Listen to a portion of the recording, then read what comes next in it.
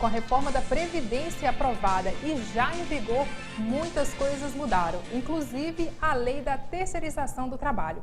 E para falar um pouco mais sobre o assunto e esclarecer as principais dúvidas, eu converso agora com o advogado Roger Abdala. Roger, muito obrigada pela participação. Por nada, boa noite. Roger, para a gente poder contextualizar, explica para a gente como é a lei da terceirização. Bom, a lei da terceirização, ela busca reger, a situação do serviço terceirizado. O que é isso? Quando uma empresa toma o serviço de outra empresa, por exemplo, limpeza, uma empresa de segurança, uma empresa de transportes, pega o serviço de uma empresa especializada em limpeza, a contrata para fazer a limpeza da tomadora de serviço. Isso é a terceirização. Você contrata uma outra pessoa jurídica para prestar um serviço dentro da sua empresa. E como era a lei antes dessa nova mudança? Bom, na verdade a gente não tinha uma lei anterior.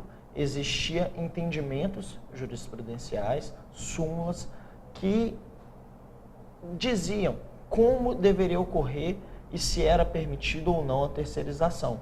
Então, uma lei mesmo não estava em vigor, não existia. Essa foi a grande vantagem. Agora passou a ter uma lei que, de fato, regulamente a atividade terceirizada. Roger, em 11 de novembro do ano passado, a nova lei ela entrou em vigor. E o que muda com a nova e a antiga? Bom, as principais mudanças é que agora está liberado a atividade fim também. Então, terceirizar a atividade fim. Por exemplo, uma empresa que está no ciclo de produção, produz algum produto, ela pode agora contratar via outra empresa, uma terceirizada, servidores para produzir aquele produto que ela faz. Então, vamos supor, uma empresa de vinho, tem a função de produzir, engarrafar e etc. Ela pode contratar uma empresa terceirizada para fazer, por exemplo, o engarrafamento desse vinho dela. O que antes era vedado. Você só podia contratar, terceirizar a empresa que fizesse serviço de meio. Ou seja, que não era o produto que vendia. No caso, por exemplo, a limpeza, vigilância e alguns outros controles do tipo. E quais são as principais atividades que podem ser terceirizadas? Ou são todas as atividades?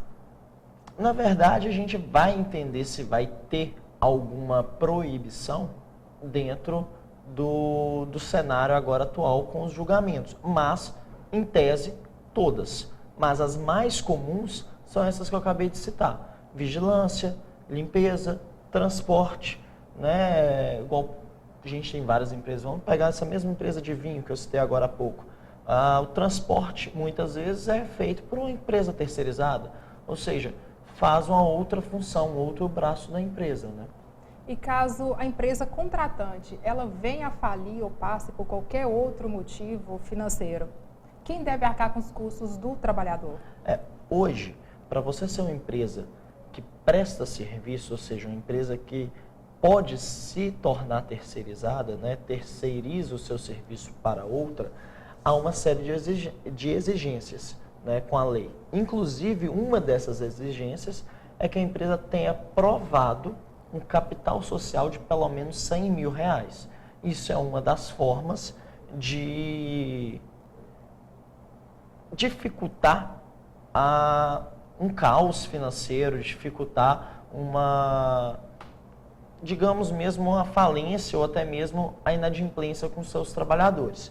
Mas, caso isso ocorra, o meu entendimento é que vai prevalecer o antigo, ou seja, a tomadora de serviço pode sim se responsabilizar pelos serviços tomados, porque a partir do momento que a empresa contrata uma outra empresa, uma terceirizada, ela tem que fiscalizar aquela prestação de serviço, tem que fiscalizar se os salários estão sendo pagos corretamente, enfim. Isso, no meu modo de ver, tem que estar no contrato. Se a empresa que foi terceirizada descumpre leis trabalhistas, o contrato poderia ser rompido. É uma das formas até da contratante evitar um ônus maior lá na frente. Mas, de fato, a gente só vai conhecer como vai se dar nos tribunais. Porque a lei ela é interpretativa, né? Há princípios, há instrumentos que permitem ir pelo ponto de vista que eu acabei de dar, como também permite ir por outros pontos de vista. Isso só o tempo mesmo irá dizer como vai realmente acontecer. Mas nesse caso, então, o trabalhador ele não vai correr o risco de ficar sem os seus direitos. O risco, é difícil dizer que não vai ter o risco. Infelizmente, sempre há. Até porque a contratante também pode estar em falência. Ela não pode não ser solvente, por exemplo, ou seja, não ter condição de arcar com esses custos. Então, o risco há. Não, se ele é elevado, não tem como dizer, porque vai de cada relação, vai de cada empresa. Mas, com certeza, pelos ditames da lei, está buscando, pelo menos, amenizar essa situação, dificultar que o trabalhador seja lesado. Ok, Roger, muito obrigada pela sua participação. Gostei do bate-papo de hoje. Por nada, boa noite. Boa noite. E no próximo bloco, IFMG oferta vagas para curso gratuito de educação financeira. O Jornal das 7 volta já.